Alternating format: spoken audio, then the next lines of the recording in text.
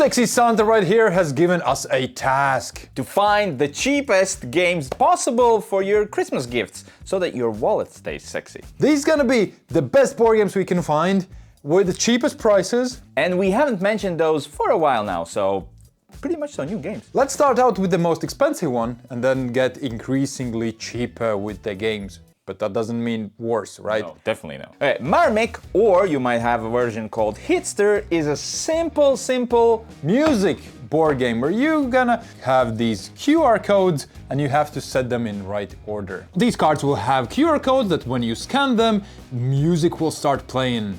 And then based on the music that you just heard, you will have to place it at a certain place in time. But did you place it correctly? I don't know, because afterwards we can check.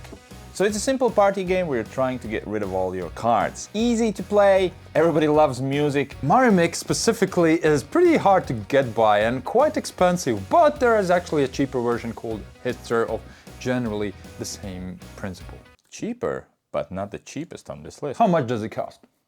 22 euros. And now you know how cheap this list will be, because 22 euros is a really good price for a board game. Coming in on 15.95 is Things in Rings, where you will take some things and place them inside rings. All of these rings will have certain rules. For example, attribute could be that it's edible. So for example, lemon should go there. But there are two problems. Number one, there are multiple rings and it might be edible, but it also might be throwable, so that means that it should go in between both of those rings. And the second problem is that only one of the players will know actually what rules fit which rings. So for example, if you are the lead player, I will place a lemon here, and then you have to say, is it correct or not? It is not. Then you will place it in the correct ring, and I will pick a new card. Why it's important? Because we will win if we get rid of all of our cards, and there's a timer. And it's a really good present. Yeah, definitely.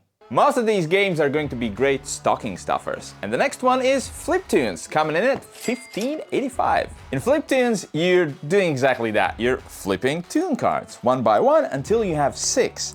But each of the cards you flip are going to have different effects. For example, if you place monkey and it's in the upper row, which it is, it'll just move up and create space for another card. And once we flipped all 6 cards, we'll just add up the coins. So generally just flipping a card and having a good time. Yeah, it's a small little introduction to deck building genre. Even though I have been introduced into deck building for like 10 years, I still loved it and I can't get enough of Fliptoons. Scout is a simple card game where you need to get rid of all of your cards, but you can only play out cards if you create combinations. For example, 2 in a row. And now if I want to beat that card, I have to play out a bigger combination. If I cannot, then well, sucks to be me. And I have to pick up one of those cards that are placed down there. Also, as you can see, those cards have ups and bottoms. And each time you pick up cards, you can choose where it goes. Because guess what? You cannot rearrange your cards. This costs only 15 euros, so pretty good price for a game that is, I would say, for everyone. It's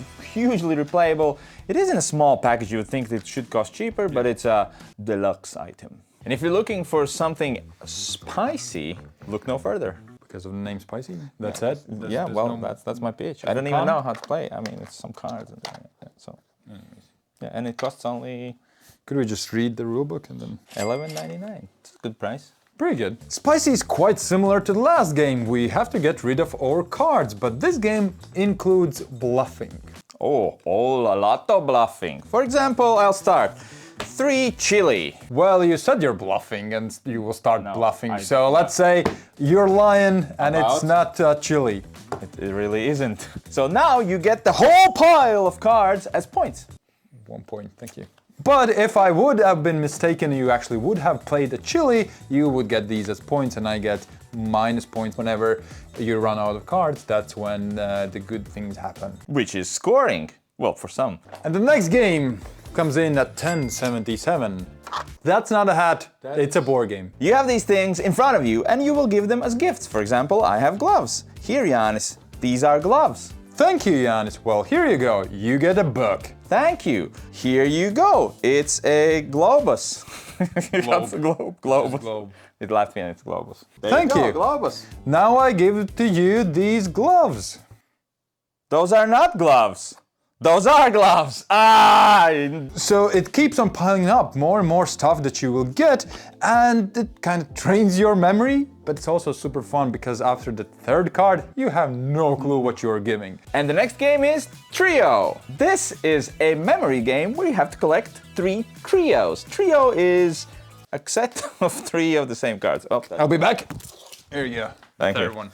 That's a trio. If I get 3 of these, I win the game. So you can ask other players for highest lowest numbers or flip cards in the middle, hoping to find 3 of the same. Tough part is that if you guess incorrectly, these cards get flipped or taken back into their hands. So you have to remember what was Yanis's highest number. Think fast. 940 for this game, which is sea salt and paper. In Sea Salt and Paper, you are collecting cards, and when it's your turn, either draw cards from the pile and keep one, discarding the other, or I can pick one of these. I'll take the ship. These are the discarded cards that were discarded before your turn. And by collecting cards, we collect some abilities and most importantly, points. Whoever will get to 35 points will be declared the winner. Winner, winner, winner, winner. But all of these card powers interact with the cards here or steal cards from other players.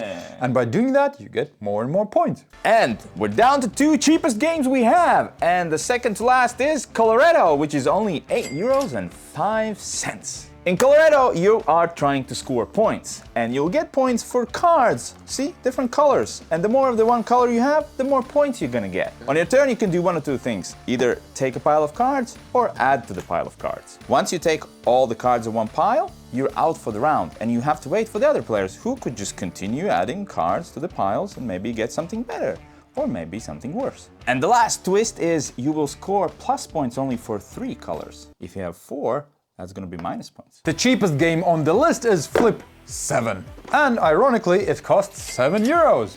All you do on your turn is flip a card. And congratulations, these are your 18 points. Why wouldn't you keep flipping cards? Well, yeah, because you just get more and more points, right? Yeah, that's a... Well, if you get the same card as you already have, you get nothing. You bust, man. Loser! Now you know how it is to play games with him.